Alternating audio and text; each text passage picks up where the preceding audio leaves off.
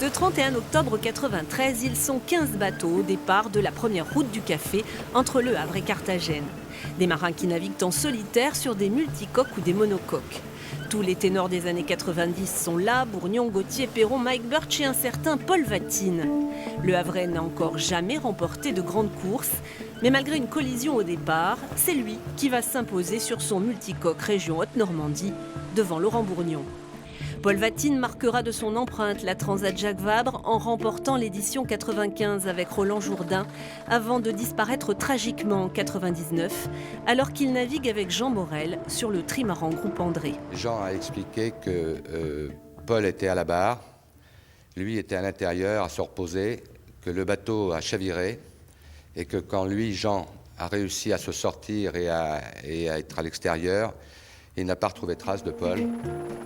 En 95, la Jacques Vabre devient une transat en double. 2 ans plus tard, ce sont les frères Laurent et Yvan Bourgnon qui remportent la course en multicoque au terme de 14 jours de mer. Yves Parlier et Éric Tabarly s'imposent en monocoque.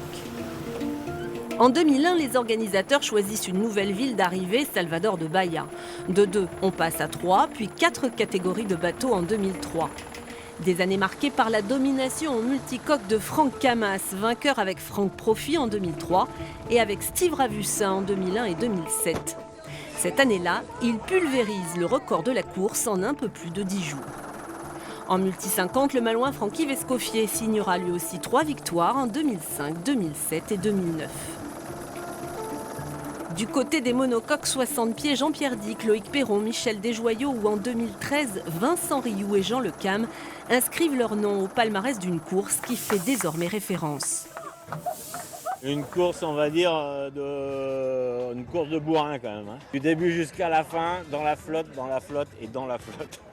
Et là, voilà, on arrive dans la flotte. En 2015, François Gabard et Pascal Bidégory s'imposent en ultime au terme d'une édition marquée par de nombreux abandons. Mais ils ne battent pas le record de Franck Camas.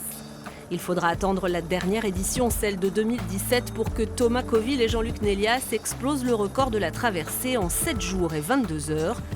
Record aussi pour Jean-Pierre Dick et Yann Eliès sur leur IMOCA en 13 jours et 7 heures. Sans ultime, mais avec tout de même 60 bateaux au départ, la Transat 2019 nous réservera-t-elle d'aussi belles surprises?